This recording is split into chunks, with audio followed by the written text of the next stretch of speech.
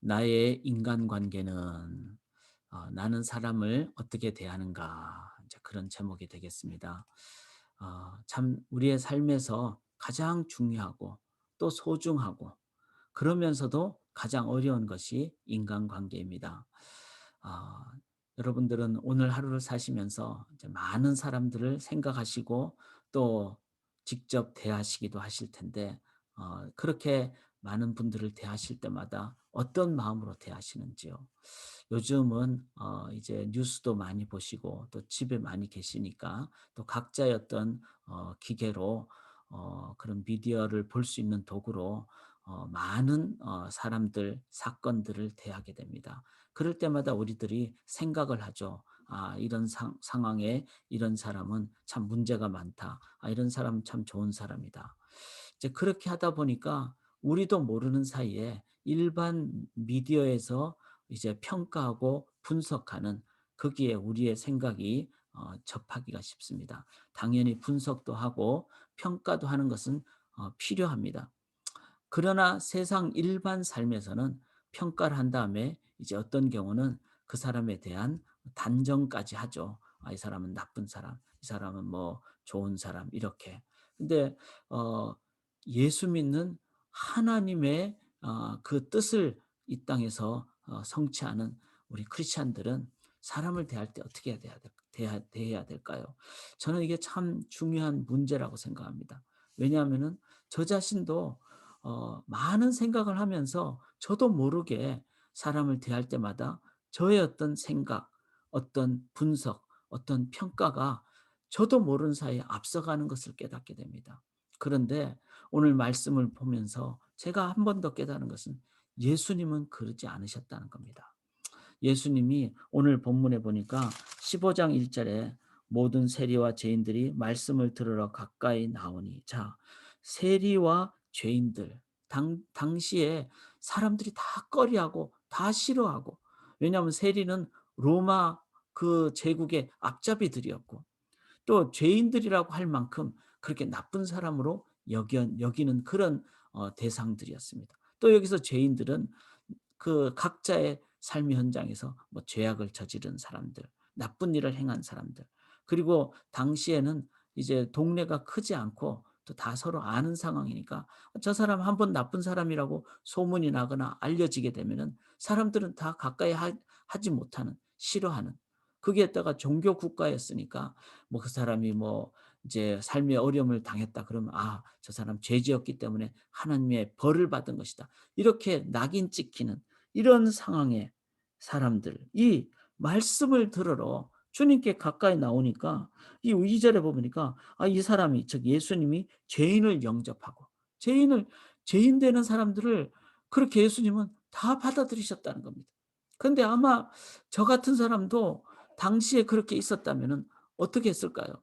제 생각에는 저도 그냥 이렇게 당시의 상황처럼 싫어하거나 미워하거나 아니면은 그냥 이런 사람은 좋은 내가 좋아하는 사람, 이런 사람은 내가 싫어하는 사람 그렇게 편애하지 않았을까.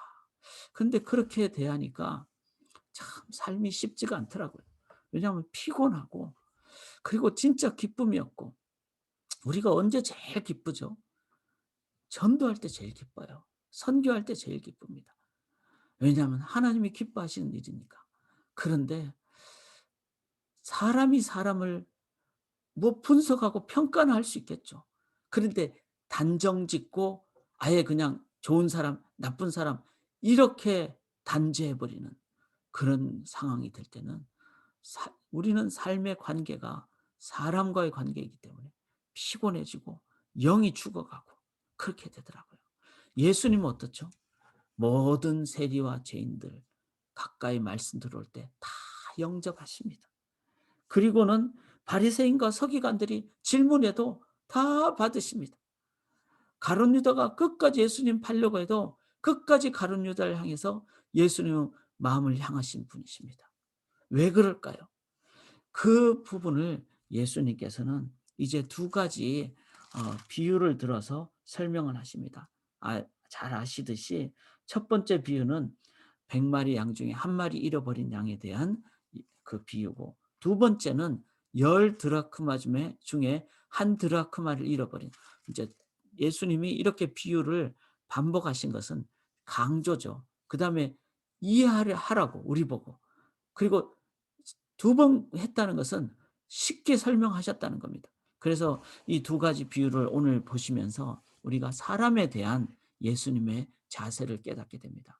첫 번째는요.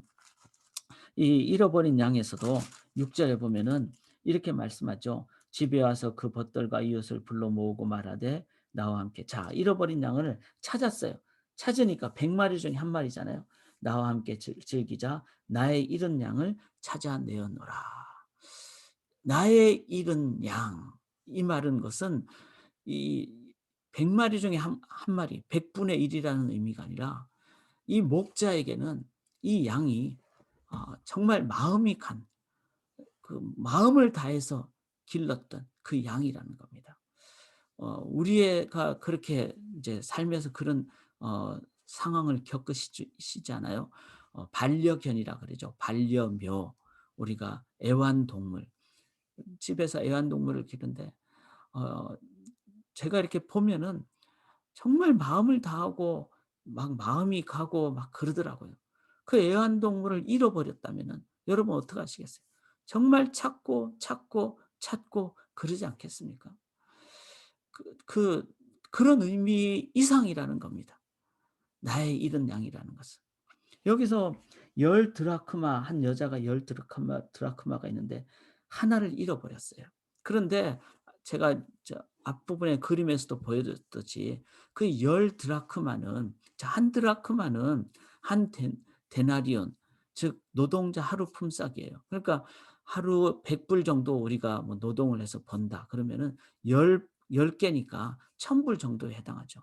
그런데 10개 중에 하나 뭐 100 불 잃어버렸다고 막 그렇게 찾고 그럴까? 그런데 이것은 자기 인생에서 가장 의미 있고 소중한 존재, 나의 잃은 양, 나의 정말 내가 가장 마음을 둔 존재. 그래서 열 드라크마는 바로 당시에 여인들이 결혼할 때 이제 지참금으로 가져가는 겁니다.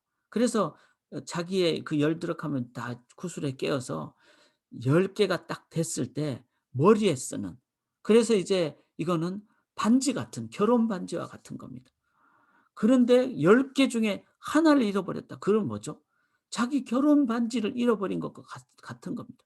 10 개가 돼야 되지 완전 숫자고, 그래야지 완전한 사랑이고, 그런데 그걸 하나를 잃어버렸다고 생각할 때는 뭔가 잃어버리게 된 완전하지 못한 그런 의미.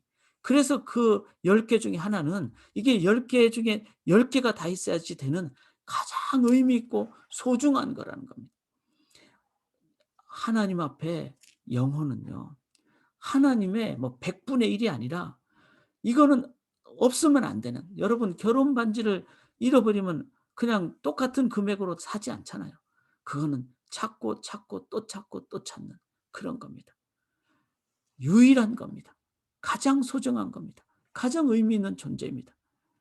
영혼은 하나님께 그렇게 가장 소중한 존재라는 거죠. 두 번째 보시면은 이 양 한 마리를 찾았을 때 여기 6 절에 보면 그 벗과 이웃을 불러 모아 나와 함께 즐기자. 이거 잔치하자는 것이거든요. 양 한 마리보다 훨씬 더 많은 금액으로 따지면 더 많은 금액을 갖고, 그다음에 9 절에도 벗과 이웃을 불러 모으고 나와 함께, 똑같이 표현이 나옵니다. 그러니까 이건 뭐죠? 이거는 값의 비교의 대상이 아니라는 거예요. 뭐 우리가 자녀가 아프면은 병원으로 데리고 갈 때 '얼마가 들까?' 그렇게 생각하지 않잖아요. 그냥 사람만 주면은. 우리 자녀가 아플 때는 그렇잖아요. 정말 저는 자녀 기르면서 그랬어요. 아프든지 뭐 어떨 때는 길을 잃어버린 때가 있거든요, 자녀가. 그러면 딱 하나 밖에 없어요. 사람만 주면, 사람만 있다면. 이건 뭐죠? 비교의 대상이 아닌 존재라는 겁니다. 하나님 앞에 한 영혼 한 영혼은 하나님에게는 가장 소중한 존재. 그리고 다른 어떤 물질과 비교할 대상이 아닌 존재. 그러니까 어떻습니까? 여기 4 절에도 똑같이 나와요. 그 잃은 것을 찾아내기까지 찾아다니지 아니하겠느냐. 8절에도 찾아내기까지 부지런히 찾지 아니하겠느냐. 이게 뭐죠? 끝까지 찾아야 되는 존재라는 겁니다. 하나님에게 하나님의 형상을 가진 존재는요, 가장 의미 있는 소중한 존재입니다. 우리가 그렇기 때문에 하나님이 찾을 때까지 찾으셨고, 지금 우리가 이 새벽에 하나님께 예배의 영광을 우리가 함께 누리게 되는 겁니다. 마찬가지로 오늘 우리가 대할 모든 분들은요, 그분들이 세상적으로 볼 때는 뭐 호불호라 그러죠. 막 혐오감이 있거나 왕따 된 사람이거나 왕따 하고 싶은 사람이거나 뭐 그런 사람들 있잖아요. 그런데 그건 인간적으로 보기 때문에 그렇습니다. 하나님께는 가룟 유다라 할지라도, 아니면 바리새인이라 할지라도, 아니면 세리라 할지라도 하나님께는 가장 의미 있고 소중한 존재. 그래서 예수님은 당시에 가장 다 왕따 당한 그런 세리와 정말로 간음하다가 현장에 잡힌 여자다거나 사마리아 사람이라, 예수님은 하나님의 그 마음을 가지셨기 때문에 가장 의미 있고 소중한 존재, 비교의 대상이 아닌 존재, 끝까지 찾아야 되는 존재. 저는 오늘 이 말씀 묵상하면서 정말 많이 회개했습니다. 목사인 저 자신도 저도 모르게 제가 어떻게 사람을 그렇게 평가하거나 그런 적이 있지 않은가. 그런데 정말 오늘 말씀 보면서 한 번 더 주님의 마음으로 그렇게 내가 만날 사람들, 내가 아는 사람들 전부 다 어떤 사람이라고요? 소중하고 비교의 대상이 아니고 끝까지 찾아야 되는 존재. 이것을 제가 오늘 실은 오늘 본문과 누가복음 12장 33절의 본문을 가지고 이번 주일 설교를 저희가 하려고 지금 준비하고 있습니다.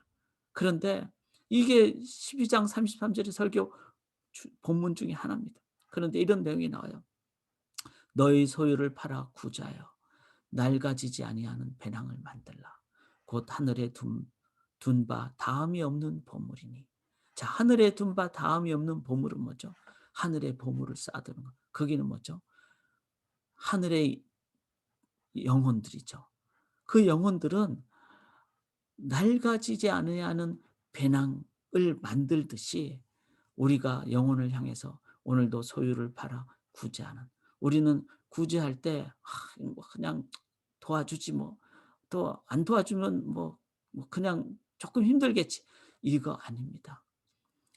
그냥 구제하고 영혼 구원이 그냥 따로따로가 아니라 우리가 그 영혼을 향하여 가장 마음을 다해서 구제하고, 그럴 때 그 영혼은 하나님의 그 영혼이 되는 거고 영원한 영혼이 되는 거고, 그게 뭐죠?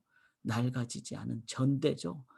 배낭을 만드는. 사랑하는 여러분, 오늘도 우리가 모든 영혼들을 향하여 정말 마음을 다하고 뜻을 다하고 내 금액도 다하고 힘도 다하고 그렇게 다 다해서 영혼을 섬기실 때 여러분들의 그 낡아지지 아니하는 배낭, 하늘에 있는 전대는, 여러분의 돈 지갑은 낡아지지 않습니다.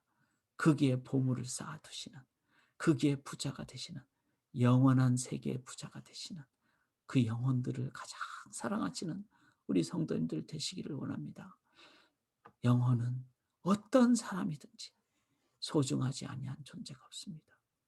그 영혼은 누구와도 비교가 대상이 아닙니다. 끝까지 찾아야 되는 존재입니다. 하나님이 그렇게 우리를 찾아주셔서 우리가 예배드리는 상황이라면 오늘도 만나는 모든 영혼을 그렇게 대할 수 있기를 간절히 기원합니다. 그럴 때 잃어버린 영혼 돌아올 때, 열방이 주께 돌아올 때 우리 예수님 기뻐하시고 하나님이 기뻐 춤추신다고 믿습니다.